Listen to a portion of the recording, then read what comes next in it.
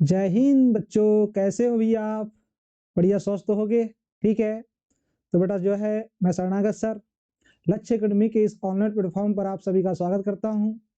बेटा जैसा कि आप जानते हैं कि हमने लास्ट वीडियो में हमने पढ़ा था कि मॉडल टेस्ट पेपर 2024 का फर्स्ट, ठीक है। तो उसमें बेटा हमने जो है क्वेश्चन नंबर 10 तक हमने सॉल्यूशन किया था। अगर आप सभी को समझ में आया होगा, ठीक है। तो बेटा उसी पेपर को जो है हम नेक्स्ट प्रश्न की ओर चलते हैं और नेक्स्ट प्रश्न क्या दिया गया है उसके ऊपर चर्चा करते हैं। देखो बेटा, क्वेश्चन नंबर दिया गया है बेटा 11। क्वेश्चन नंबर 11 की बात करूं बेटा, तो क्वेश्चन दिया गया है कि हवा के बुलबुले की त्रिज्या 1/2 सेंटीमीटर प्रति सेकंड की दर से बढ़ रही है। त्रिज्या 1 सेंटीमीटर होने पर बुलबुले के आयतन परिवर्तन की दर क्या होगी? अब देखो बेटा, इसमें बोला गया है कि आयतन परिवर्तन की दर क्या होगी, यही ज्ञात करना है। जब बेटा इसमें जो है हमें आयतन परिवर्तन की दर ज्ञात करना है, तो देखो बेटा, अगर इसमें आपके पास कहा गया है कि आयतन परिवर्तन की दर क्या होगी, तो सबसे पहले तो बेटा यहाँ पर जो है हमारे पास क्या क्या दिया गया है ये हम जान लेंगे सबसे पहले तो, ठीक है। अब देखो, बुलबुले की त्रिज्या दिया गया है बेटा। देखो, त्रिज्या आर का मान कितना दिया गया है, तो बेटा देखिए दिया है, क्या दिया गया है, दिया है त्रिज्या, त्रिज्या आर बराबर कितना दिया गया बेटा, त्रिज्या आर बराबर कितना दिया गया है, 1 सेंटीमीटर दिया गया है। तो ये होगा बेटा 1 सेंटीमीटर, त्रिज्या आर बराबर 1 सेंटीमीटर, ठीक है। फिर देखो बेटा, 1 सेंटीमीटर होने पर बुलबुले के आयतन परिवर्तन की दर और बुलबुले की त्रिज्या दिया गया है 1/2 सेंटीमीटर प्रति सेकंड की दर से बढ़ रही बोला है, ठीक है। तो देखो बेटा, हमारे पास जो है टाइम मान लेते हैं कि टी समय होगा। जब समय टी समय होगा तो देखो बेटा कि माना माना टी समय पर, माना टी समय पर बुलबुले, माना टी समय पर बुलबुले की त्रिज्या, बुलबुले की त्रिज्या आर तथा आयतन टी है। अब देखो बेटा, सॉरी, आयतन वी है। अगर आपके पास कहा गया बेटा आयतन की बात किया गया है, तो देखिए आयतन वी है। अब आयतन जो है वॉल्यूम की बात किया गया है, तो देखो बेटा यहाँ पर बुलबुले की बात किया गया है। अब किसका आयतन होगा यहाँ पर? बुलबुले का। बुलबुला कैसा होता है? गोल। गोले का आयतन कैसा होता है? तो गोले का आयतन बेटा 4/3 पाई आर का क्यूब। अब देखो बेटा, तो देखिए इसमें आयतन बराबर क्या होगा बेटा, v बराबर 4/3 पाई आर की पावर कितना होगा 3। ये हो गया बेटा गोले का आयतन। इसका क्या करेंगे, यहाँ पर जो है समीकरण नंबर 1 दे दिया हमने, इसका आर के सापेक्ष, आर के सापेक्ष अवकलन करने पर, आर के सापेक्ष अवकलन करने पर, आर के सापेक्ष अवकलन करने पर, आर के सापेक्ष अवकलन करने पर तो क्या होगा बेटा, डीवी अपॉन कितना होगा, डी आर होगा, इक्वल 4/3 पाई जैसे का वैसा आर क्यू का बेटा अवकलन हो जाएगा। जब अवकलन होगा तो कितना होगा बेटा यहाँ पर 3 आर की पावर कितना होगा बेटा यहाँ पर 2, ठीक है। ये हो गया बेटा यहाँ पर इक्वेशन नंबर कितना होगा, सेकेंड, ठीक है। जब ये इक्वेशन नंबर बेटा सेकेंड होगा, तो देखिए जब अगर हमने इसका बेटा अवकलन कर दिया, ठीक है। अब देखो, जब अवकलन कर दिया तो इक्वेशन नंबर सेकंड हो गया। ये बेटा 3 से 3 क्या कर दीजिए, आप माइनस कर दीजिए, ठीक है। अब देखो, तो या तो बेटा इसको हम ऐसा बोल सकते हैं कि इक्वेशन इसको ना दे करके डीवी बाई कितना होगा, डी आर इक्वल कितना होगा 4 पाई आर का क्या होगा बेटा यहाँ पर स्क्वायर, यही होगा बेटा। अब देखो, इसमें हमारे पास दिया गया बेटा प्रश्न अनुसार, किसके अनुसार, प्रश्नानुसार, प्रश्नानुसार। तो देखिए प्रश्नानुसार क्या होगा बेटा कि देखो हवा के बुलबुले की त्रिज्या 1/2 सेंटीमीटर प्रति सेकंड की दर से बढ़ रही बोला है। तो इसकी दर से बढ़ रही, इसका मतलब बेटा यहाँ पर देखिए कि त्रिज्या इस दर से बढ़ रही है, मतलब कि डी आर वाई कितना होगा, डी टी। ये जो है हमारे पास बेटा जो है प्रश्न में दिया गया है। जब प्रश्न में दिया गया है तो इसकी त्रिज्या कितनी दिया गया है, 1/2। तो देखो बेटा 1/2 सेंटीमीटर प्रति क्या होगा, सेकेंड होगा, ठीक है। तो बेटा देखिए, चूंकि अगर बेटा यहाँ पर जो है मुझे ज्ञात करना है कि डीवी बाई कितना होगा dt, अगर डीवी बाई dt मुझे जो है यहाँ पर ज्ञात करना है तो देखो बेटा, अब देखो अगर इसको लिख दूं बेटा कि D V by D R into होगा बेटा डी आर बाई कितना होगा डी टी। तो देखो बेटा इस रूप को जो है मैंने इस रूप में लिख दिया, ये डी आर से डी आर क्या होगा कैंसिल, तो डीवी अपॉन कितना होगा डी टी।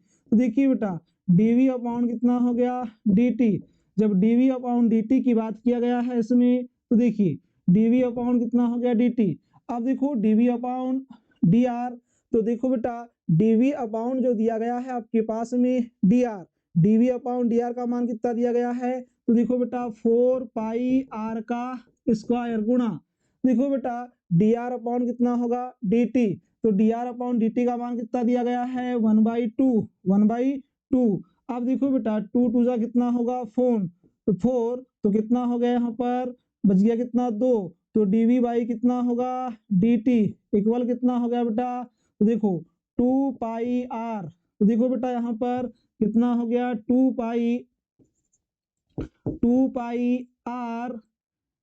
पाई आर का स्क्वायर। तो देखो बेटा फिर ये डीवी बाई डी टी जैसे का वैसा, 2 पाई जैसे का वैसा। बेटा आर का मान कितना दिया गया है 1 सेंटीमीटर गुणा 1, तो डीवी अपॉन कितना होगा डी टी बराबर कितना हो गया 2 पाई किसमें होगा बेटा यहाँ पर सेंटीमीटर का क्यूब प्रति क्या होगा सेकेंड।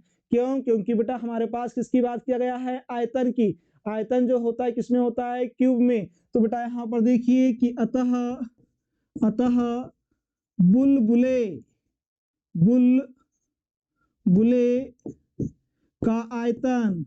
बुलबुले का आयतन कितना होगा बेटा, तो बुलबुले का आयतन हो गया बेटा 2 पाई सेंटीमीटर क्यूब प्रति सेकेंड। यही क्या होगा बेटा हमारा आंसर। ठीक है, सभी को समझ में आ गया यहाँ तक। ठीक है, तो देखो बेटा यहाँ जो है आपके पास आयतन बुलबुले के आयतन की परिवर्तन की दर पूछा गया था, ये हमारा जो है बेटा 2 पाई सेंटीमीटर क्यूब प्रति सेकेंड उत्तर होगा। चलिए बेटा नेक्स्ट प्रश्न की ओर चलते हैं। तो नेक्स्ट प्रश्न दिया गया क्वेश्चन नंबर 11 का, अथवा वृत्त के बेटा यहाँ पर के होगा वृत्त के क्षेत्रफल के परिवर्तन की दर, इसकी त्रिज्या r के सापेक्ष ज्ञात कीजिए। ठीक है, तो वृत्त की त्रिज्या 9 सेंटीमीटर है, r के सापेक्ष मतलब बेटा इसके वृत्त के क्षेत्रफल के परिवर्तन की दर ज्ञात करना है। तो देखो बेटा किस प्रकार से इसको हम जो है सॉल्व करेंगे। तो देखिए अगर बेटा यहाँ पर जो है दिया है, देखो या तो हम बोल सकते हैं बेटा यहाँ पर कि वृत्त का क्षेत्रफल, वृत्त का, या बोल सकता हूं बेटा कि माना वृत्त का क्षेत्रफल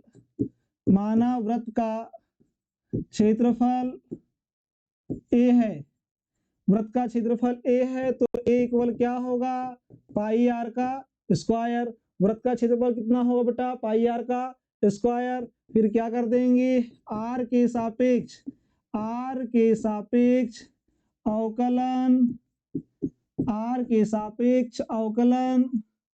करने पर, तो देखिए बेटा जब अगर हम r के सापेक्ष अवकलन करेंगे तो देखिए डी ए बाई कितना होगा डी आर इक्वल कितना होगा बेटा पाई इंटू कितना होगा 2r। तो देखो बेटा डी ए अपॉन कितना होगा D R equal pi into 2, R का मान कितना दिया गया बेटा 9। ठीक है, तो कितना होगा बेटा डी ए अपॉन कितना होगा डी आर इक्वल 9 दूनी कितना होगा बेटा 18 पाई। ठीक है, अब देखो 18 पाई सेंटीमीटर क्या होगा आपके पास क्यूब, सॉरी सेंटीमीटर स्क्वायर। तो ये हो गया बेटा आपके पास में यहाँ पर कितना होगा सेंटीमीटर स्क्वायर प्रति सेंटीमीटर परिवर्तन की दर पूछा गया है। तो यही बेटा हमारे पास जो है वृत्त का क्षेत्रफल होगा। क्या होगा वृत्त का क्षेत्रफल। ठीक है बेटा, सभी को समझ में आ रहा है प्रश्न? कुछ नहीं, बहुत सिंपल सा प्रश्न है, आसान सा प्रश्न है ये बेटा आपके पास में। ठीक है, चलिए बेटा नेक्स्ट प्रश्न की ओर चलते हैं। तो नेक्स्ट प्रश्न क्या दिया गया है, नेक्स्ट प्रश्न होगा बेटा क्वेश्चन नंबर 12। अगर क्वेश्चन नंबर 12 की बात करूं बेटा, तो देखिए इंटीग्रेशन दिया गया x sin dx का मान ज्ञात कीजिए। बहुत बढ़िया प्रश्न है बेटा। यहाँ देखिए समाकलन से कितना वेटेज दिया गया है प्रश्न में, आप एग्जाम में आप देख रहे हो, ठीक है। ये नए पाठ्यक्रम के अनुसार है बेटा आपके पास क्वेश्चन भी। देखो अगर यहाँ देखो बेटा इसका सॉल्यूशन किस प्रकार से होगा, तो देखो इसके सॉल्यूशन की बात करो, देखो बेटा कि हमें ज्ञात क्या करना है, integration x sine x dx। आप सभी को पता है बेटा u इंटू बी, ठीक है। जब इसका हम समाकलन करेंगे, जब बेटा हम इसका समाकलन करेंगे तो किस रूप में होगा हमारे पास, देखिए अब देखो बेटा ये पहला पद जो होगा आपके पास में कि ये पहला पद जैसे का वैसा, दूसरे पद का क्या होगा, दूसरे पद का क्या होगा समाकलन माइनस बेटा, ठीक है। माइनस के बाद होगा समाकलन, फिर देखो बेटा कि आपके पास पहले पद का क्या होगा अवकलन, और बेटा दूसरे पद का क्या होगा समाकलन साइन x, ठीक है। और इस पूरे पद का क्या होगा फिर समाकलन होगा बेटा, इस रूप में होगा यहाँ पर, ठीक है। तो देखिए हमें इसका मान ज्ञात करना है, x जैसे का वैसा साइन x dx का बेटा समाकलन होगा। जब समाकलन होगा तो क्या होगा, साइन x का समाकलन क्या होगा माइनस कॉस x, तो ये हो गया बेटा minus cos x minus D by D x का समाकलन क्या होगा, सॉरी अवकलन क्या होगा 1, तो ये 1 बेटा साइन x का समाकलन क्या होगा, तो माइनस कॉस x और ये dx जैसे का वैसा। फिर देखो बेटा x ये होगा बेटा प्लस माइनस माइनस तो माइनस x, फिर देखिए बेटा ये कॉस x जैसे का वैसा, माइनस माइनस क्या होगा प्लस। अब देखो बेटा जब माइनस माइनस प्लस तो कितना हो गया समाकलन कॉस x dx। फिर देखिए बेटा minus x cos x plus, देखो बेटा इंटीग्रेशन दिया गया आपके पास में cos x, जब इंटीग्रेशन cos x दिया गया है तो cos x का समाकलन क्या होगा sin x। जब sin x होगा तो हमें किसकी वैल्यू ज्ञात हो गई बेटा कि x sin x dx। तो यही बेटा यहाँ पर जो है इसकी जो वैल्यू हमें यहाँ पर ज्ञात हो चुकी है, यही बेटा हमारे प्रश्न का आंसर होगा, ठीक है। कुछ नहीं करना है बेटा, यहाँ पर u इंटू वी dx दिया गया आपके पास में, दो पद दिया गया है, पहला पद जैसे का वैसा, दूसरे पद का यहाँ पर समाकलन माइनस पहले पद का आपके पास में अवकलन होगा, दूसरे पद का समाकलन, फिर पूरे का बेटा क्या होगा यहाँ पर समाकलन होगा, ठीक है। चलिए बेटा नेक्स्ट प्रश्न की ओर चलते हैं। नेक्स्ट प्रश्न दिया गया है अथवा का क्वेश्चन बेटा, क्वेश्चन नंबर 12 का, कि जब क्वेश्चन नंबर 12 का यहाँ अथवा क्वेश्चन दिया गया, देखिए बेटा कि लिमिट दिया गया है, सॉरी इसमें दिया गया आपके पास में यहाँ पर 2 से 3 दिया गया लिमिट इसकी, यहाँ पर x की पावर 5 dx दिया गया बेटा। अब देखो इसका सॉल्यूशन किस प्रकार से होगा, ठीक है। अब देखो बेटा यहाँ पर कि माना कि i इक्वल मैंने मान लिया बेटा यहाँ पर 2 से 3 दिया गया है, x की पावर 5 और क्या दिया गया है dx। जब बेटा इसका समाकलन करेंगे हम, जब समाकलन करेंगे तो क्या होगा x की पावर 6 बटे कितना होगा 6, और ये कितना होगा बेटा 2 से कहां पर होगा 3 की ओर, ठीक है। तो बेटा ये i इक्वल लिमिट रख दीजिए, तो 3 की पावर कितना होगा 6 बाई कितना होगा 6 माइनस, फिर होगा बेटा 2 की पावर कितना होगा 6 और इस पूरे के बटे में कितना होगा बेटा यहाँ पर 6 होगा, ठीक है। क्या बेटा सभी को यहाँ तक समझ में आ रहा है क्या? चलिए अगर बेटा यहाँ तक जो है सभी को समझ में आ रहा होगा, देखिए कि i इक्वल क्या होगा बेटा 3 की पावर 6 दिया गया है, तो बेटा इसको लिख सकता हूं मैं 3 गुना 3 गुना 3, 3 तिया 9, 9 तिया 27, ठीक है। तो बेटा ये हो गया 27 और ले गए यहाँ पर 3, 3 बार 27, 27 का बेटा स्क्वायर कितना होगा तो 729, ठीक है। 729 बटे कितना होगा 6, माइनस बेटा इसको काटना नहीं है क्योंकि दोनों के हर समान है। 2 की पावर कितना होगा 6, 2 गुना 2 गुना 2, तो कितना होगा 2 दूनी 4, 4 दूनी 8, 8 गुना कितना होगा बेटा 8, तो जब 8 गुना 8 मतलब कितना हो गया 64, 64 बेटा कितना होगा 6। तो देखो बेटा यहाँ पर आई बराबर इनके आधार समान है, ठीक है। इसका एलसीएम लेंगे बेटा, एलसीएम कितना होगा 6, 9 में से 4 चला गया कितना बच गया 5, 12 में से 6 गया कितना बचा 6, और 6 जैसे का वैसा मतलब बेटा कितना हो गया 665 बटे 6, और यही बेटा यहाँ जो है उत्तर होगा। क्यों? क्योंकि 600 जो है 65 6 से नहीं कटने वाला है, तो एक भिन्न के रूप में हमें जो है इसका उत्तर ज्ञात होगा।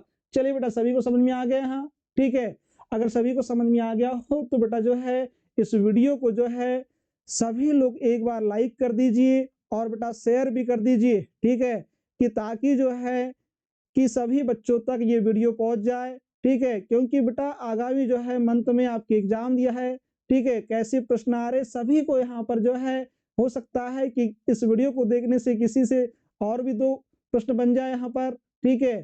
तो चलिए बेटा हम आगे चलते हैं क्वेश्चन नंबर 13। अगर क्वेश्चन नंबर 13 की बात करूं बेटा, ठीक है, तो देखो PQ के अनुदिश मात्रक सदिश है, ज्ञात कीजिए बोला है। PQ के अनुदिश मात्रक सदिश ज्ञात कीजिए। बिंदु P दिया गया है, बिंदु Q दिया गया है क्रमशः। अब देखो बेटा बिंदु P और Q जब दिया गया है तो इनके मात्रक सदिश की बात किया गया है। देखो बेटा इसे हम किस रूप में इस प्रकार से सॉल्व करेंगे। अगर इसको हम सॉल्व करेंगे तो देखिए दिया है, क्या दिया है बेटा, बिंदु, या हम इसको ये बोल सकते हैं कि माना माना माना बिंदु P या वेक्टर P इक्वल हुआ बेटा 1 2 3। तो बेटा इसको हो सकता हूं कि वेक्टर P इक्वल कितना होगा IK plus 2JK plus 3KK। और एक बिंदु दिया गया बेटा Q, तो ये बेटा Q की वैल्यू दिया गया वेक्टर Q इक्वल 4 5 6। तो देखो बेटा वेक्टर Q इक्वल इसको लिख सकता हूं। देखो बेटा इसको आप यहाँ पर जो है बिंदु P के बराबर ले लीजिए, ठीक है, और इसको जो है बेटा बिंदु Q के बराबर, तो ये होगा P और ये होगा Q, ये सदिश के रूप में दिया गया, तो 4IK plus 5JK plus 6KK यही दिया गया बेटा, ठीक है। अब देखो हमें यहाँ पर जो है पूछा गया है, क्या पूछा गया बेटा यहाँ पर कि अब देखो जब हमें पूछा गया है कि PQ के अनुदिश मात्रक ज्ञात कीजिए बोला है, PQ के अनुदिश पूछा गया है, तो चलो ठीक है, या तो बेटा देखो इसको हम ऐसा भी कर सकते हैं, 2 सेकेंड बेटा, या तो हम इसको यहाँ पर जो है इस रूप में भी लिख सकते हैं। देखिए इसको लिख सकते हैं बेटा वेक्टर OP, ठीक है, और इसको लिख सकता हूँ बेटा इसको यहाँ पर वेक्टर OQ ये लिख सकता हूँ। जब बेटा यहाँ पर जो है इसको लिखूंगा तो देखिए अब हमें वेक्टर OP की वैल्यू ज्ञात हो गई, वेक्टर बेटा यहाँ पर जो है OQ की वैल्यू ज्ञात हो गई। जब दोनों की वैल्यू ज्ञात हो गई हमें ज्ञात करना है बेटा वेक्टर PQ। अगर हमें वेक्टर PQ के अनुदिश ज्ञात करना है तो देखो वेक्टर PQ इसका, ठीक है, तो बेटा देखो वेक्टर PQ इक्वल क्या होगा, तो देखो यहाँ पर हमारे पास में दिया गया है कि वेक्टर OQ माइनस कितना होगा बेटा वेक्टर OP, ठीक है, वेक्टर PQ जैसे का वैसा, वेक्टर OQ की वैल्यू कितना दिया गया है, तो 4IK plus 5JK plus 6KK यही दिया गया है। माइनस में बेटा माइनस का मल्टीप्लाई भी कर चलिए, तो माइनस क्या होगा IK plus 2JK plus 3KK, ये ब्रैकेट में बंद कर देंगे बेटा यहाँ पर इसे। तो देखिए वेक्टर PQ इक्वल कितना होगा 4IK plus 5JK plus 6KK plus minus minus IK plus minus minus 2JK plus minus minus 3KK। अब देखो बेटा वेक्टर PQ इक्वल कितना होगा, तो 4 में से 1 चला गया बेटा, कितना बच गया 3IK। फिर देखो बेटा 5 में से 2 चला गया तो कितना बच गया 3JK। 6 में से 3 चला गया कितना बच गया 3KK। अब देखो बेटा ये हमारे पास PQ की वैल्यू ज्ञात हो गई। अगर मैं बेटा इसको यहाँ पर ज्ञात करूँ तो मॉड ऑफ वेक्टर PQ, अगर इसकी वैल्यू ज्ञात करना है तो बेटा कितना होगा, देखिए 3 तिया तो 3 का वर्ग, ठीक है, प्लस कितना होगा 3 का वर्ग और प्लस कितना होगा बेटा 3 का वर्ग। अगर ये स्क्वायर दिया गया है तो देखिए अब देखो बेटा mod of vector PQ equal कितना होगा 3 तिया 9 3 तिया 9 3 तिया 9, तो मॉड ऑफ वेक्टर कितना होगा बेटा PQ इक्वल कितना हो गया 9 दूनी 18 9 तिया 27 27 दिया गया। सकता हूँ बेटा इसको यहाँ पर कितना कि 9 गुणा 3 मतलब 3 इंटू कितना हो गया 3, तो mod of vector P Q की वैल्यू कितनी हो गई बेटा यहाँ पर 3√3। अब हमें पी क्यू के अनुदिश ज्ञात करना है मात्रक सदिश। तो देखो बेटा अगर हमें पी क्यू के ठीक है तो सदिश वेक्टर पी क्यू के अनुदिश ज्ञात करना है बेटा कि अनुदिश। तो देखो बेटा यहाँ पर के पी क्यू इक्वल कितना होगा, तो वेक्टर बेटा होगा P Q by mod of कितना होगा वेक्टर पी क्यू। ठीक है यही होगा बेटा। अब देखो यहाँ पर जो हमें ज्ञात करने के लिए कहा गया है तो ये पी क्यू की जैसे का वैसा इक्वल पी क्यू की वैल्यू कितनी दिया गया बेटा, तो 3i कितनी दिया गया है 3i plus 3j plus 3k by कितना होगा बेटा, इसका मान कितना दिया गया है तो 3√3। तो देखो बेटा पी क्यू के इक्वल कितना हो गया बेटा, देखो इसको लिख सकते हैं हम 3/3√3i plus 3/3√3j plus 3/3√3k। 3 से 3 क्या होगा बेटा यहाँ पर कैंसिल। तो पी क्यू के इक्वल कितना होगा बेटा यहाँ 1/√3i plus 1/√3j plus 1/√3k। और यही बेटा यहाँ पर जो है हमारा आंसर होगा। ठीक है कि पी क्यू के अनुदिश मात्रक सदिश। क्या सभी को समझ में आया? ठीक है चलिए बेटा ये सभी लोग जो है इसका स्क्रीनशॉट ले लीजिए। अगर बेटा हो सकता है कि किसी को अगर समझ में ना आए ठीक है तो इस वीडियो को एक बार आप जो है पीछे की ओर चले जाइए, बैक कर लीजिए। ठीक है आपको लगे कि एक बार समझ में नहीं आया आप दोबारा देख लीजिए, दूसरी बार में समझ में नहीं आया तीसरी बार देख लीजिए। ठीक है कोई दिक्कत नहीं बेटा, ये आपके लिए जो है निःशुल्क है तो आप कभी भी देख सकते हो लक्ष्य एकेडमी के यूट्यूब चैनल पर जा करके। ठीक है चलिए बेटा तो हम जो है नेक्स्ट क्वेश्चन की ओर चलते हैं। दिया गया है बेटा क्वेश्चन नंबर जो दिया गया था हमारे पास 13 का क्वेश्चन नंबर बेटा यहाँ पर जो है अथवा क्वेश्चन होगा। तो क्वेश्चन नंबर 13 के अथवे की बात करूं बेटा कि सदिश दिया गया vector A 2ik plus 3jk plus kk के अनुदिश मात्रा सदिश क्या याद कीजिए। अगर बेटा देखो ये आपके पास में क्वेश्चन नंबर 13 का प्रश्न है। अगर क्वेश्चन नंबर 13 जो दिया गया है इसका जो अथवा जो प्रश्न दिया गया है दोनों देखो इसके पहले वाला जो प्रश्न दिया गया था वो प्रश्न और ये प्रश्न इसमें भी बोला गया अनुदिश मात्रक, परंतु बेटा देखिए दोनों में अंतर क्या है। दोनों में अंतर यह है फार्मूला दोनों में एक ही यूज होगा। उसमें बिंदु दिया गया था हमारे पास में, फिर हमने वहां पर एक वेक्टर सदिश के रूप में इक्वेशन ज्ञात किया और हमारे पास यहाँ जो है बेटा पहले से इक्वेशन दिया गया है। तो बेटा हमें जो है अगर ये दोनों प्रश्न आते हैं एग्जाम में अथवे के रूप इस रूप में आते हैं तो ये समझ लीजिए कि आपको अथवे वाले प्रश्न को सॉल्व करना है। अगर आप अथवा वाला प्रश्न सॉल्व करते हैं तो बेटा क्वेश्चन नंबर आप 13 डाल करके वहां लिखना है अथवा। ठीक है और फिर उसे क्या करना है हमें वहां पर सॉल्व करना है। तो देखो बेटा क्वेश्चन नंबर 13 के अथवे को चलते हैं हम। तो देखो क्या दिया गया है, इसका सॉल्यूशन भी किस रूप में होगा ये देखिए। देखिए बेटा दिया है क्या दिया है बेटा कि vector a equal to ik plus 3jk plus kk। अगर बेटा यहाँ पर मैं इसको ज्ञात करूं कि मॉड ऑफ वेक्टर a तो क्या होगा बेटा, अगर देखो बेटा इसको अगर मैं मॉड ऑफ वेक्टर a ज्ञात करता हूं ठीक है तो देखिए क्या होगा यहाँ पर √2 का स्क्वायर प्लस 3 का स्क्वायर प्लस 1 का स्क्वायर। तो mod of vector a equal कितना होगा बेटा 2 का वर्ग कितना होगा 4, 3 का वर्ग 9 और 1 का वर्ग 1। तो mod of vector a equal कितना होगा बेटा √9 और 1 10 और 4 कितना हो गया 14। तो मॉड ऑफ वेक्टर a का मान कितना ज्ञात हो गया आपके पास 14। ठीक है अब देखो बेटा हमें पूछा गया है कि सदिश a। ठीक है तो सदिश वेक्टर a के अनुदिश सदिश वेक्टर a के अनुदिश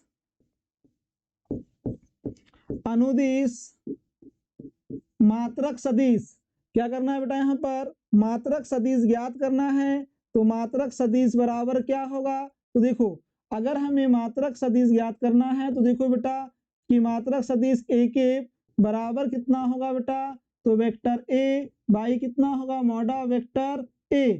यही क्या करना है बेटा ज्ञात करना है। जब ये ज्ञात करना है तो देखिए कि यहाँ पर मात्रक सदिश ज्ञात करना है तो वेक्टर a की वैल्यू कितना दिया गया बेटा 2ik प्लस 3jk। मतलब 2ik प्लस 3jk प्लस के बाई कितना होगा बेटा, मॉडा वेक्टर का मान कितना दिया है, √15 दिया गया है। तो देखो बेटा वेक्टर ए इक्वल कितना हो गया 2, इसको लिख सकते बेटा इस रूप में ऐसा कि equal 2/14 ik plus 3/14 jk plus 1/14 के। तो बेटा यहाँ पर जो है यही क्या होगा आपके पास में कि सदिश ए के अनुदिश मात्रक सदिश क्या होगा कि केप ए इक्वल 2/14 आई के प्लस 3/14 जे के प्लस 1/14 के। यही बेटा जो है इस प्रश्न का उत्तर होगा और हमें ज्ञात हो चुका है। चलिए, क्या सभी को समझ में आ गया बेटा ये प्रश्न? अगर सभी को समझ में आ गया हो तो हम नेक्स्ट प्रश्न की ओर चलते हैं और नेक्स्ट क्वेश्चन देखिए क्या दिया गया है। नेक्स्ट प्रश्न दिया गया बेटा कि दो बिंदुओं P 2 3 4 और Q बिंदु दिया गया बेटा 4 1 -2 को मिलाने वाले सदिश का मध्य बिंदु क्या ज्ञात करने बोला है बेटा, इसमें हमें मध्य बिंदु ज्ञात करने के लिए कहा गया है। जब अगर हमें मध्य बिंदु ज्ञात करने के लिए कहा गया है तो देखो बेटा इसको किस प्रकार से हम सॉल्व करेंगे। तो देखो बेटा दिया है, क्या दिया है, अब देखो जब अगर हमारे पास दिया गया बेटा कि बिंदु दिया गया है P बराबर कितना होगा बेटा 2 3 4। तो वेक्टर के रूप में क्या होगा बेटा, देखिए जब वेक्टर के रूप में अगर हम ज्ञात करेंगे तो वेक्टर P बराबर कितना होगा 2ik plus 3jk plus 4k। और देखो बेटा एक बिंदु क्या दिया गया है Q इक्वल दिया गया बेटा 4 1 -2। तो बेटा देखिए वेक्टर Q इक्वल कितना होगा 4ik प्लस jk -2 k। अब देखो बेटा हमें कहा गया है कि इसके मिलाने वाले सदिश का मध्य बिंदु ज्ञात कीजिए। ठीक है, अब देखो बेटा अगर इसमें मध्य बिंदु की बात किया गया है तो देखो बेटा इसमें दिया गया है तो देखो कि सदिश का, इसलिए सदिश का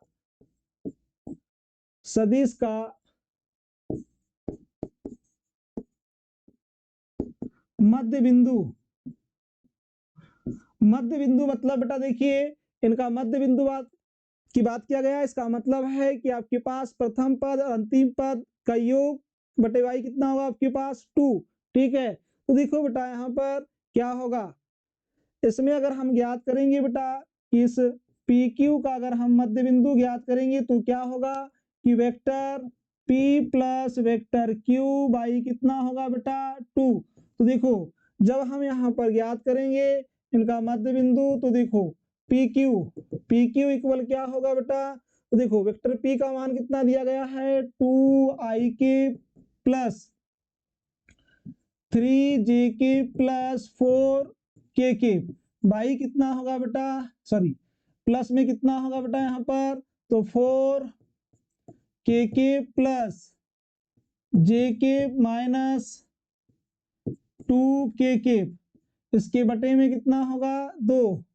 वेक्टर PQ इक्वल कितना होगा, तो देखो बेटा इसमें देखिए कि बेटा ये 4k होगा बेटा यहाँ पर, सॉरी 4ik होगा ये।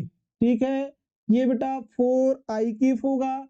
तो देखो बेटा ये 4ik यही होगा बेटा 2 और 4 कितना हो गया 6ik। फिर बेटा देखो 3 और 1 कितना हो गया 4।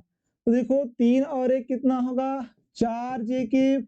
और बेटा देखिए 4 में से 2 चला गया तो कितना बच गया 2। ये बेटा यहाँ पर होगा प्लस, तो कितना हो गया बेटा ये प्लस 2k। फिर देखिए बेटा इसके बटे में कितना होगा 2। तो वेक्टर PQ इक्वल कितना होगा 2 तिया कितना होगा 6। ये बेटा 2 दूनी 4 2 एकम 2 मतलब कितना हो गया बेटा 3ik प्लस, ठीक है 3ik plus 2jk plus k। यही क्या होगा बेटा यहाँ पर इसका मध्य बिंदु ज्ञात करने के लिए कहा गया है। तो इसका मध्य बिंदु वेक्टर PQ इक्वल कितना होगा 3ik प्लस 2jk प्लस कितना होगा के। बेटा यही जो होगा इसका उत्तर होगा।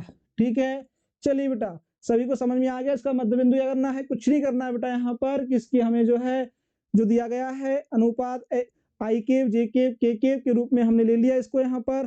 ठीक है, उसके बाद कुछ नहीं करना है, दोनों को आपको यहाँ पर मध्य बिंदु ज्ञात करने की बात किया गया। दोनों को जोड़ दीजिए और 2 से भाग दीजिए, क्योंकि हमारे पास पद कितने हैं, कितने बिंदु है, 2। जब 2 बिंदु है तो 2 बेटा यहाँ पर जोड़ देंगे। अगर 3 बिंदु होता तो हम क्या करते, तीनों को जोड़ते और 3 का यहाँ पर भाग देते। 2 का भाग इसलिए दिया जा रहा है क्योंकि हमें हमारे पास जो है 2 बिंदु दिया गया है। ठीक है, चलिए बेटा नेक्स्ट प्रश्न की ओर चलते हैं। तो बेटा क्वेश्चन नंबर देखिए बेटा कि 14 का अथवा वाला प्रश्न दिया गया आपके पास। वो क्वेश्चन नंबर 14 की अगर अथवे की बात करूं बेटा, ठीक है, तो देखो अगर अथवे की अगर बात करूं बेटा तो देखो इसमें आपके पास दिया गया है कि सदिश ए 2ik + 3jk + 3kk का सदिश b बराबर ik + 2jk + kk पर प्रक्षेप ज्ञात कीजिए। यही ज्ञात करने के लिए कहा गया बेटा। जब ये ज्ञात करने के लिए कहा गया है तो देखो बेटा अब कैसे ज्ञात करेंगे ये थोड़ा ध्यान दीजिए।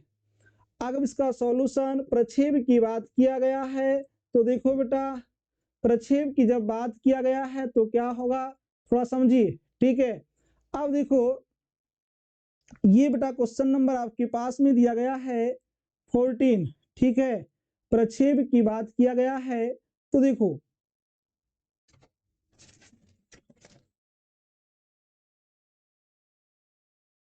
देखिए बेटा दिया है, क्या दिया गया है,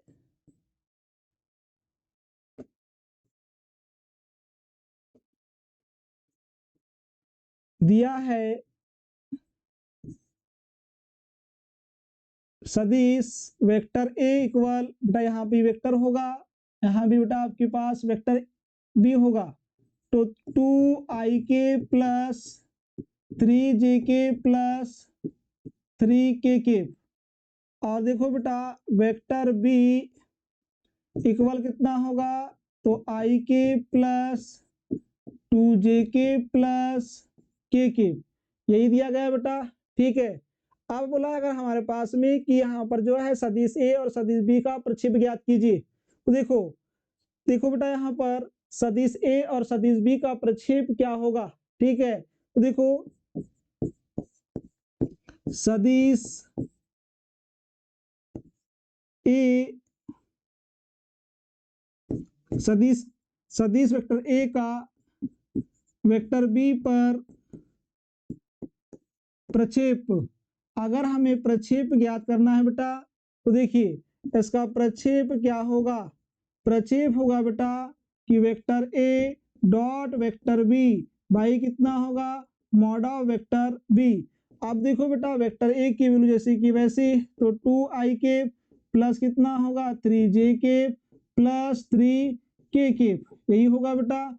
अब देखो वेक्टर बी का मान कितना दिया गया है, तो ik + 2jk + kk यही दिया गया बेटा। इसके बटे में कितना होगा, तो मॉड ऑफ वेक्टर बी, तो मॉड ऑफ वेक्टर बी बोला गया बेटा।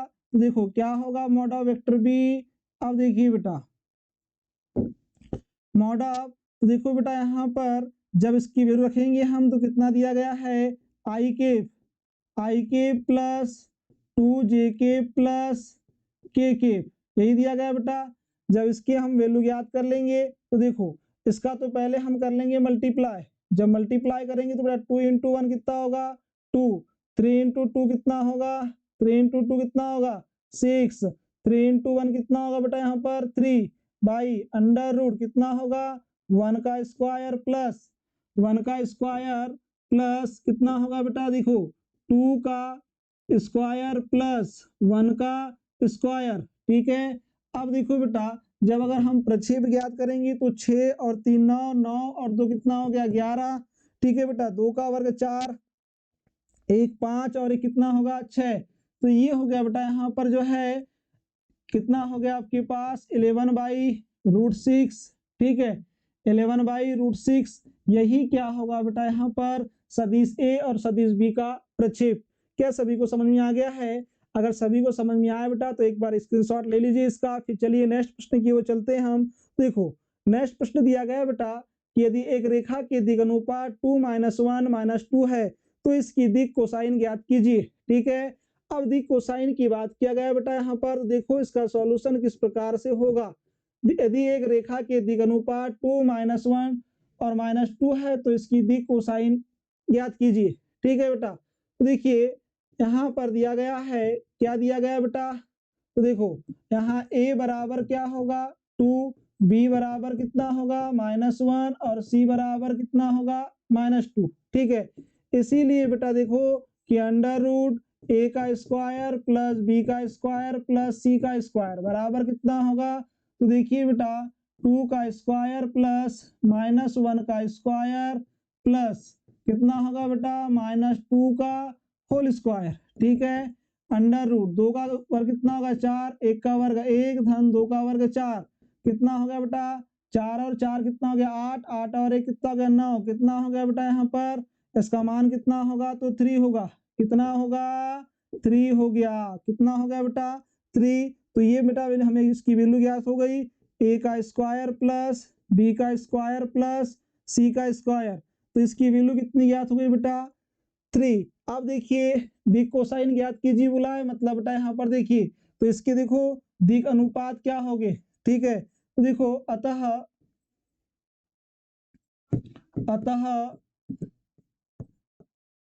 दिग अनुपात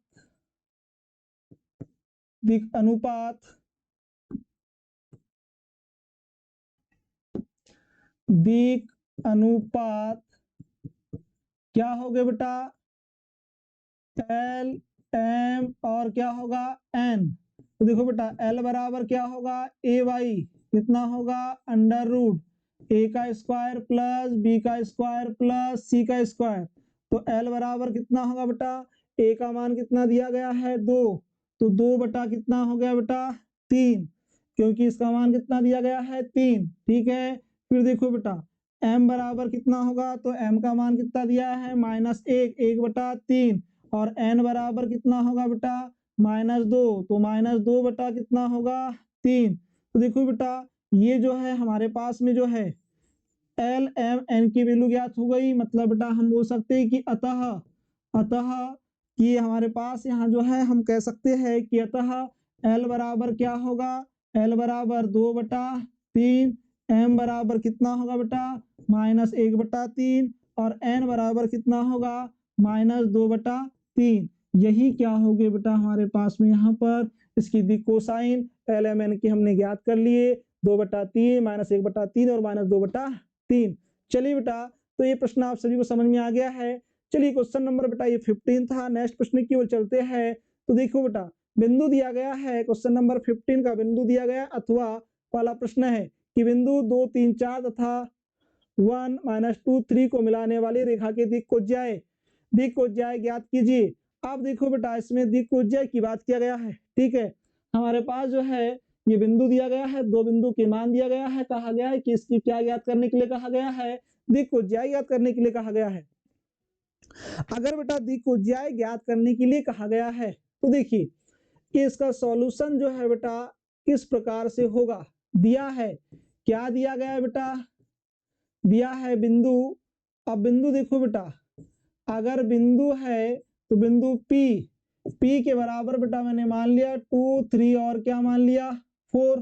ठीक है, अगर मैंने बिंदु P बराबर 2 3 4 मान लिया तो बेटा देखिए ये आपके पास में यहाँ पर जो कोज्याय की बात किया तो इसको मैंने मान लिया बेटा x1, ये मान लिया आपके पास में y अक्ष की होगी और z अक्ष की कोज्याय होगी। मतलब बेटा देखिए कि x1 इक्वल कितना होगा 2 और बेटा y1 इक्वल कितना होगा 3 और बेटा z1 इक्वल कितना होगा 4। अगर बेटा बिंदु मैं लेता हूं Q, अगर बिंदु Q लेता हूं बेटा तो देखिए बिंदु Q के लिए क्या होगा, बिंदु क्या होगा कि 1 -2 और 3। तो देखो बेटा इसके लिए बिंदु क्या मतलब निर्देशांक क्या हो गया आपको देखिए तो x2 इक्वल कितना होगा 1, y2 इक्वल कितना होगा -2 और z2 इक्वल कितना होगा 3, यही होगा बेटा। ठीक है, अब देखिए कि हमें यहाँ पर जो है x1 x2 y1 y2 z1 z2 की वैल्यू ज्ञात हो चुकी है। ठीक है, अब देखिए बेटा अतः दिए गए बिंदु को मिलाने वाली रेखा के दिग अनुपात ज्ञात कर लेंगे। ठीक है, तो देखो कि अतः दिए गए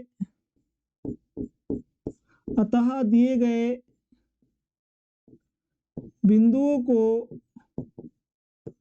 मिलाने वाली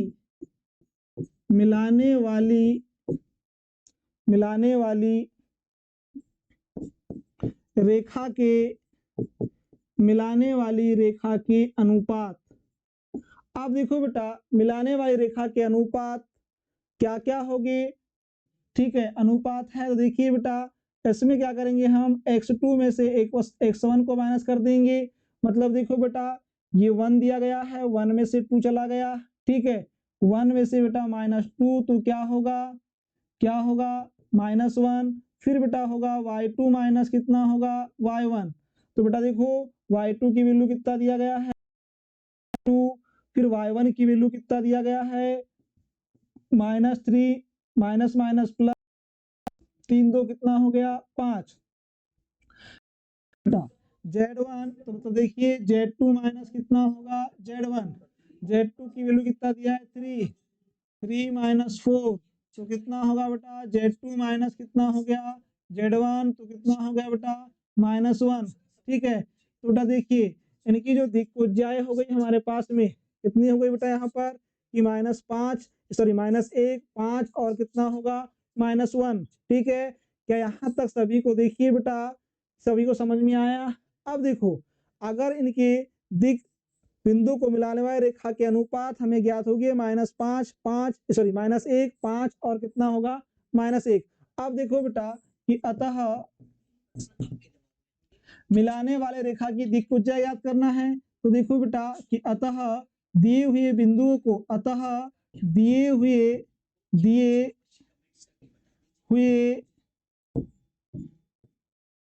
बिंदुओं को मिलाने, अतः दिए हुए बिंदुओं को मिलाने वाली रेखा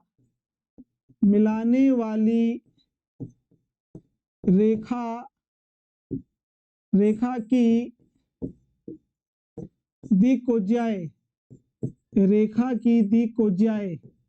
अगर दिक्कुज्जाएं बेटा क्या होगी, तो दिक्कुज्जाएं होगी L M और क्या होगी N। अब देखो बेटा, अगर L का मान अगर हम ज्ञात कर लेंगे, दिक्कुज्जाएं L का मान, तो कितना दिया गया बेटा यहाँ पर -1। फिर बेटा कितना होगा, तो अंडर रूट में कितना होगा, देखिए अंडर रूट में देखिए बेटा, तो ये -1 का स्क्वायर प्लस 5 का स्क्वायर प्लस फिर कितना होगा बेटा -1 का स्क्वायर। तो देखो L इक्वल कितना होगा बेटा -1 अंडर रूट 1 -1 का स्क्वायर 1 प्लस 5 का स्क्वायर कितना हो गया यहाँ पर 25 -1 का स्क्वायर 1 कितना होगा बेटा, तो L बराबर कितना हो गया -1, 25 और 2 कितना हो गया 27। क्या लिख सकता हूँ बेटा कि L बराबर -1, इसमें से बेटा 9 इंटू कितना होगा 3 कॉमन निकल जाएगा, तो कितना होगा 3√3। तो देखो बेटा कि इसमें आपके पास में L इक्वल हो गया, तो देखो L इक्वल हमें कितना ज्ञात हो गया -1/3 इंटू √3, ठीक है बेटा। तो M इक्वल कितना ज्ञात होगा 5, M इक्वल कितना ज्ञात होगा 5। तो देखो बेटा जब M इक्वल 5 होगा, देखिए M इक्वल 5 बाई कितना होगा 3√3 और N इक्वल कितना होगा बेटा, तो N का मान कितना दिया गया है आपके पास में, N का मान देखो बेटा यहाँ पर, तो ये देखो -1, ठीक है, -1 बाई कितना होगा 3√3। यही बेटा हमारे पास में क्या होगी दिक्कुज्जाएं होगी और यही बेटा हमारे प्रश्न का क्या होगा उत्तर होगा। चलिए बेटा ये मैं समझ सकता हूँ कि आप सभी को यहाँ तक समझ में आ रहा है, ठीक है, समझ में आ गया होगा। चलिए बेटा हम जो है इसके बाद जो है नेक्स्ट प्रश्न की ओर चलते हैं। तो नेक्स्ट प्रश्न क्या होगा थोड़ा समझिए बेटा। क्वेश्चन नंबर दिया गया है 16, ठीक है। इसके पहले देखो बेटा थोड़ा सा कि ये बेटा आपके पास 2 × 10 मतलब 20, क्वेश्चन नंबर 15 तक आप ये मान के चलिए, ये आपको मानना है कि आपके पास क्वेश्चन नंबर 6 से लेकर क्वेश्चन नंबर 15 तक टोटल कितने प्रश्न थे बेटा आपके पास यहाँ पर 10 दूनी 20 क्वेश्चन हमने सॉल्व करवा चुके हैं आपको, ठीक है। अब क्वेश्चन नंबर देखिए बेटा 16, ये प्रश्न आपके पास में 3 अंक का पूछा जाएगा आपको, ठीक है। अब जब 3 अंक का पूछा जाएगा तो देखिए कि अब 3 अंक वाले प्रश्न को हम कैसे पूछे गए हैं और किस प्रकार से सॉल्व करना है। चलिए बेटा, अब देखो अगर हमारे पास क्वेश्चन नंबर 16 दिया गया है तो इसका सॉल्यूशन बेटा देखिए किस रूप में होगा। अवकल समीकरण dy by D X plus Y by X equal X square को हल कीजिए। अब दिया है बेटा, दिया है अवकल समीकरण, दिया है अवकल समीकरण। अवकल समीकरण क्या दिया गया है बेटा, तो देखिए दिया है अवकल समीकरण dy by D X plus Y कितना होगा x इक्वल कितना होगा बेटा एक्स स्क्वायर। इक्वेशन नंबर कितना होगा बेटा यहाँ पर 1। जब बेटा देखिए ये इक्वेशन नंबर फर्स्ट होगा, ठीक है। अब देखो बेटा समीकरण नंबर 1 की, समीकरण नंबर 1 की तुलना, समीकरण नंबर 1 की तुलना, समीकरण नंबर 1 की तुलना, समीकरण नंबर 1 की तुलना dy by D X plus P Y equal Q से करने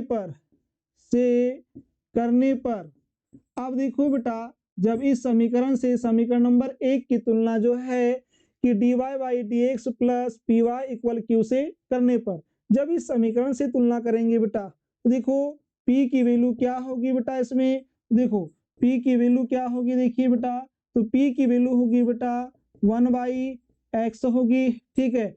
और q की वैल्यू कितनी होगी बेटा एक्स स्क्वायर, ठीक है।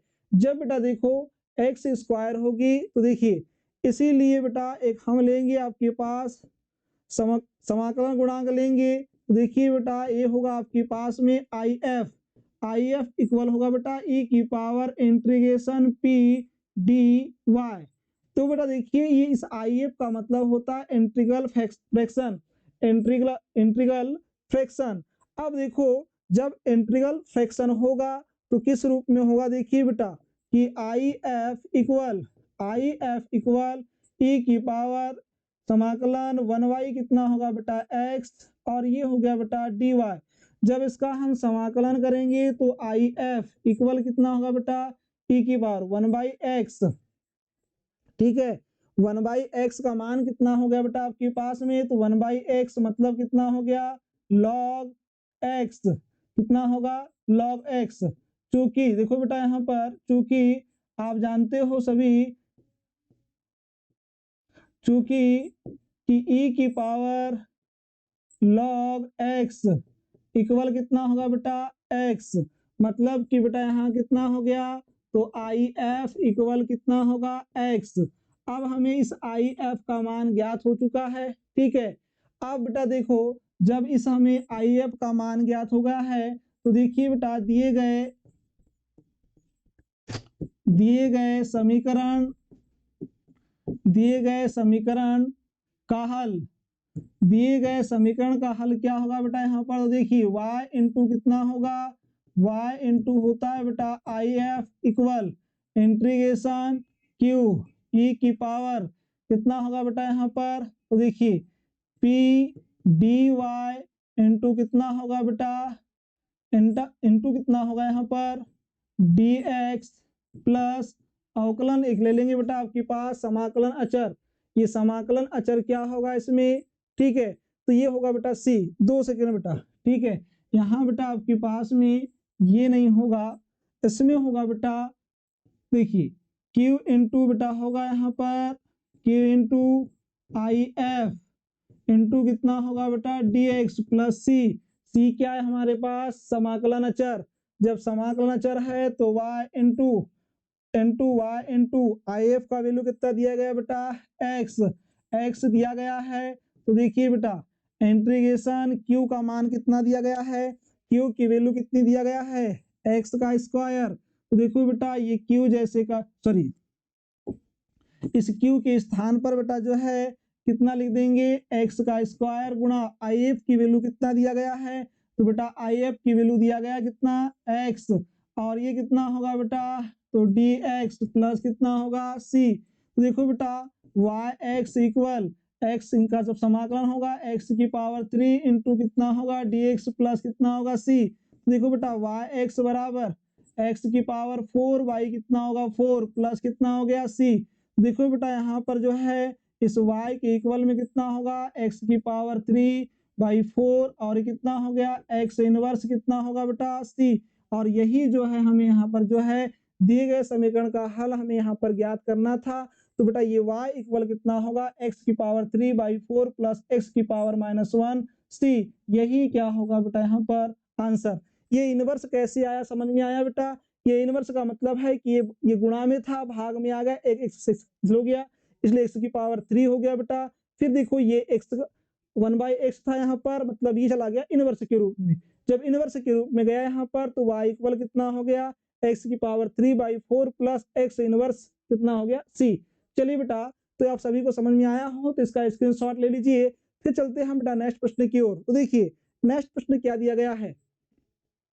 नेक्स्ट प्रश्न जो है बेटा क्वेश्चन नंबर 16 का बेटा ये दिया गया है अथवा का प्रश्न दिया गया है। ठीक है यहाँ बेटा जो है अथवा लिखा नहीं गया है परंतु ये प्रश्न जो होगा बेटा ये होगा अथवा का प्रश्न। ठीक है अब देखो बेटा अब इसका सॉल्यूशन जो है किस रूप में होगा ये देखिए बेटा। अगर हमारे पास जो है दिया है क्या दिया गया है तो देखो बेटा दिया है अवकल समीकरण अवकल समीकरण दिया है और क्या दिया गया बेटा y dx y होगा बेटा आपके पास dx। तो देखिए y dx minus x plus 2 y का स्क्वायर dy इक्वल 0। देखो बेटा दोनों ही प्रश्न आपके पास जो है समान दिखाई दे रहे हैं। उसमें भी वहां पर जो है हल ज्ञात करना था यहाँ भी हल ज्ञात करना है। पर देखो बच्चा अगर जो है एग्जाम में अगर प्रश्न को नहीं समझ पाया और इस अथवे वाले प्रश्न को बनाता है इसका मतलब है कि बेटा यहाँ पर चांस ज्यादा ये है कि उससे रॉन्ग करने के मतलब उसका जो तरीका होगा बनाने का जो तरीका होगा बेटा वो बनाने का बहुत सही होगा। परंतु देखिए कि यहाँ पर आपको थोड़ा सा इसने यहाँ पर जो है अपना तरीका पूछने का चेंज किया है बस परंतु बनाने का तरीका अपना सारा एक समान है तरीके में कोई बदलाव नहीं है। परंतु देखो कि कैसे सवाल करेंगे हम। तो देखिए बेटा क्या करेंगे हम कि दोनों पक्षों में क्या करेंगे बेटा y dy का भाग दे देंगे। अगर हम जो है y dy का अगर भाग देते हैं तो यहाँ लिख सकता हूं मैं कि दोनों पक्षों में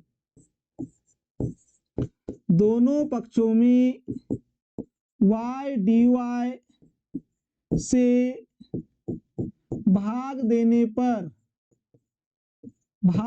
पर तो देखो बेटा अगर मैं यहाँ पर y dy y कितना होगा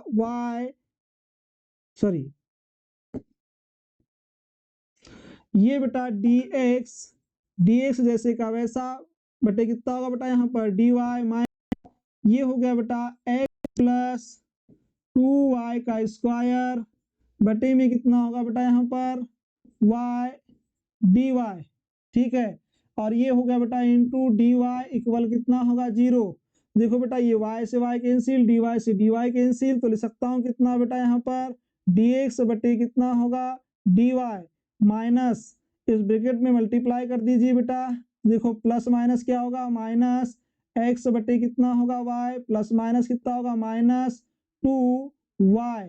ठीक है 2y का स्क्वायर बटे में कितना होगा y बराबर हो गया बेटा 0। तो ये कितना हो गया तो देखो dx बटे कितना होगा dy माइनस x बटा कितना हो गया y। तो बेटा इसको जो है हम ऐसा लिख सकते हैं कि प्लस और ये होगा बेटा माइनस x बटे कितना होगा y और ये होगा बेटा -2y बराबर कितना होगा 0। अब देखो बेटा हम जो है समीकरण नंबर जो दिया गया है समीकरण नंबर 1 की जो तुलना इस प्रश्न में देखिए बेटा यहाँ क्या दिया गया है dy बाई dx और देखो बेटा इसमें क्या दिया गया है dx बाई dy। यही अंतर है इस दोनों प्रश्न में बनाने का तरीका सेम है दोनों में कोई चेंजेस नहीं है परंतु पूछने का तरीका चेंज है। ठीक है इसीलिए तो उसने बेटा आपके पास यहाँ प्रश्न पूछा है। ठीक है कि अब देखो तो ये D X Y D Y, तो बेटा देखो हमारे पास जो तुलना कर रहे थे कि D Y by D X plus P Y, अब इस y के स्थान पर कितना होगा बेटा, तो यहाँ हम ले लेंगे x, मतलब वहां p की वैल्यू हमने x माने थे, यहाँ p की वैल्यू क्या होगी, y होगी। तो देखिए समीकरण नंबर 1 की तुलना, समीकरण नंबर 1 की तुलना देखो बेटा, समीकरण 1 की तुलना, समीकरण नंबर 1 की तुलना D X by D Y plus P X equal Q से करने पर, तो देखिए बेटा यहाँ देखिए दोनों में बस यहाँ है कि डी वाई दिया गया है, तो उसमें हम p की वैल्यू क्या लेते थे कि p की वैल्यू 1/x। अब बेटा यहाँ पर y के स्थान पर x है, बस अपोजिट है जस्ट उसका। तो देखिए p बराबर कितना होगा बेटा, तो p इक्वल हो गया बेटा -y, और q इक्वल कितना होगा बेटा, तो देखिए q इक्वल होगा बेटा इसका कर दीजिए बेटा पक्षांतर, अगर इसका पक्षांतर करते हो तो इस रूप में ज्ञात होगा बेटा कि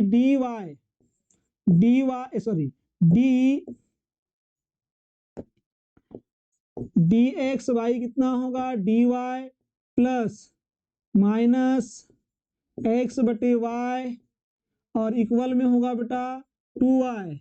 इक्वेशन फर्स्ट देखिए y, तो ये q इक्वल कितना होगा बेटा, तो q इक्वल होगा 2y। अब देखिए इसलिए बेटा हम यहाँ पर जो है इंटीग्रल फ्रैक्शन लेंगे IF, जब IF लेंगे तो e की पावर कितना होगा बेटा, e की पावर होगा कितना p, उसमें हम क्या लिए थे देखो यहाँ पर, इसमें बेटा हमने क्या लिए थे dy, हमें इसमें क्या लेना होगा dx, यही चीज हमें बेटा याद रखना है बस। उसमें लिए थे हमने x y, इसमें लेंगे हम x, क्योंकि यहाँ जो अवकलन होगा बेटा वो होगा x के सापेक्ष होगा, ठीक है, क्योंकि यहाँ उल्टा दिया है dy बाई dx दिया है, dx बाई dy दिया गया है, ठीक है। तो देखो इसी को बस हमें ध्यान रखना है एग्जाम में, अगर आपने यहाँ पर dy लिख दिया इसका मतलब है कि सारा सॉल्यूशन आपका गलत, और आपकी जो है बेटा 3 नंबर पूरे माइनस हो गए, ठीक है।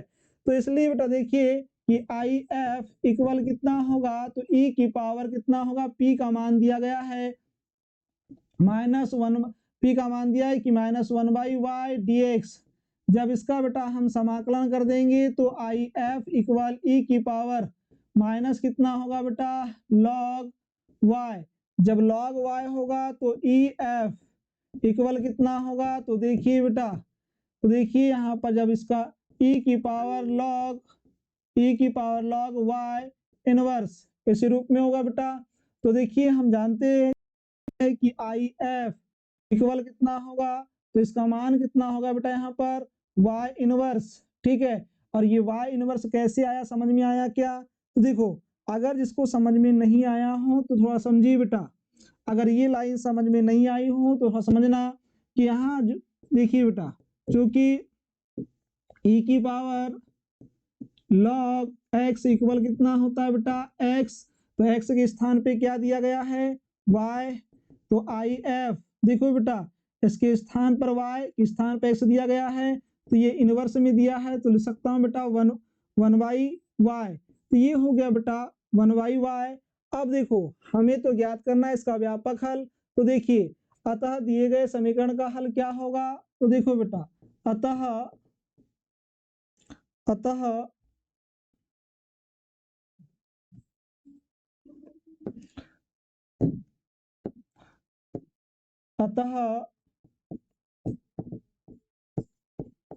दिए गए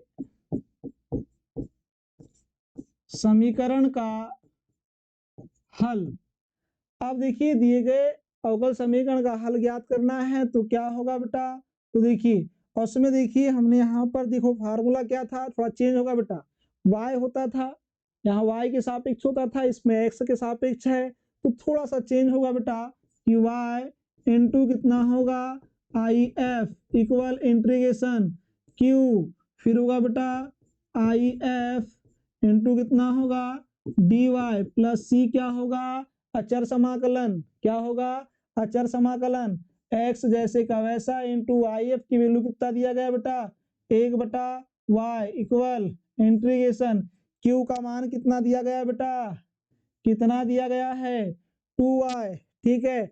जब q का मान दिया गया है 2y और if का मान कितना दिया गया है, तो देखो बेटा यहाँ पर 1/y और इसका क्या होगा समाकलन dx प्लस सी, ये y से y क्या हो गया कैंसिल, जब ये y से y कैंसिल होगा तो देखिए बेटा x बटा y, अब x बटा y और बेटा 2 को कॉमन ले लीजिए, जब हम 2 को कॉमन लेंगे तो क्या बचेगा 1 और 1 इंटू कितना होगा, सॉरी बेटा ये dy है, ठीक है, ये dy तो ये हो गया बेटा dy प्लस सी, तो देखो x बेटा कितना होगा y इक्वल टू x का यहाँ पर सॉरी 1 का जो समाकलन होगा वो क्या होगा बेटा x होगा, x प्लस कितना हो गया c, तो x इक्वल कितना हो गया 2yx प्लस कितना होगा c, हमें इसके में यहाँ पर जो है x की वैल्यू याद करना है और बेटा ये जो होगा